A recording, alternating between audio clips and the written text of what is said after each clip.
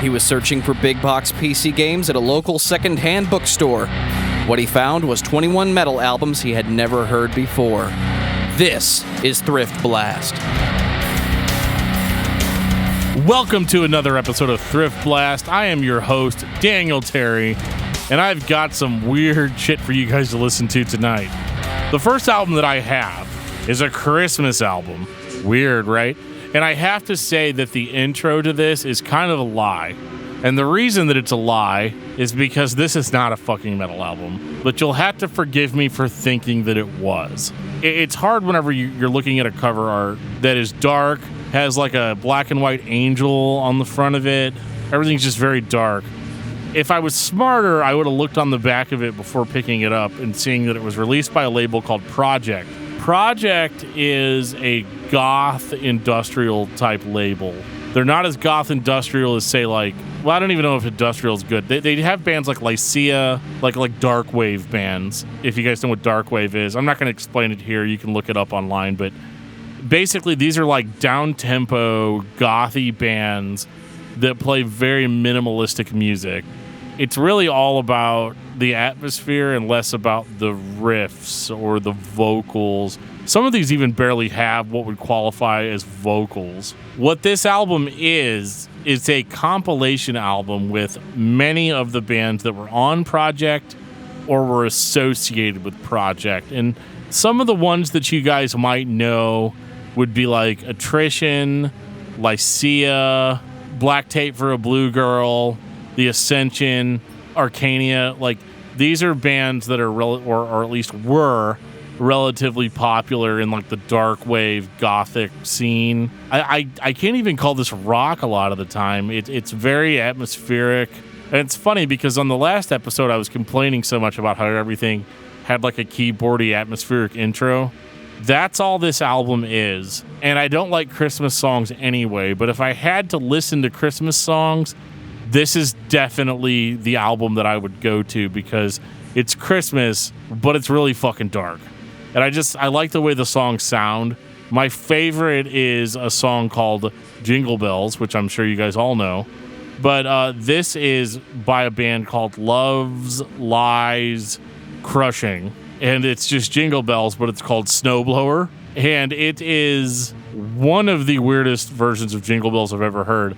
It's almost not even recognizable as Jingle Bells, which is why I love it. Because Jingle Bells is a fucking blight on humanity. And it needs to go. This Snowblower mix, great alternative. The rest of the bands on here play a very similar style, although I think that Snowblower one is unique. The other one that I really like is by Lycia. It's called the Unquiet Void, or We Three Kings. And I think this is one of the best songs on the album. Honestly, this one isn't metal, and I kind of apologize that it's even here, because really, by all accounts, it shouldn't be. But I wanted to include it anyway, just because it's so fucking dark. And it's part of the albums that I picked up, so I just kind of went with it, The next album is by a band called Oathean, not to be confused with Oathean. Oathean is a very generic, like literally a generic Gothenburg death metal band. They put out their album with The End Records in 2005, and it fucking sounds like it. This is some of the most generic Gothenburg death metal you'll ever hear, and because of that, I love it. They kind of kill me with the atmospheric intros. Like, it's like, come on, guys, I get it. You have keyboards. Let's fucking get over it. However, once the riffs kick in and the vocals kick in, this is just like straight up Gothenburg death metal in its finest form. The vocals are raspy. The record doesn't go on for too long. I wish that there was like more that I could say about it that would be like interesting, but I can't. It's Gothenburg death metal. So if that's your thing, you're definitely going to enjoy this. I didn't do a lot of research into this band like I did last week with some of the bands. I believe that they actually do have other records out, but this one is, it's actually called Fading Away into the Grave of Nothingness, which is a metal as fuck title. But you pretty much get that Gothenburg right off the bat with this band. And I can't say anything else about it other than it's Gothenburg. If you're into Gothenburg, you're going to like it.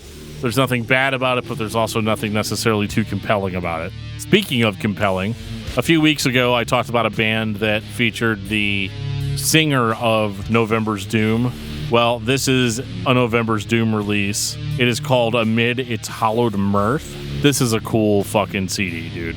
This is guttural, heavy as fuck doom metal. I always kind of thought of I always kind of thought of November's Doom as more of like an Opeth wannabe kind of band, where they played like gothic doom metal with like lots of clean singing. But clearly that's not where they started.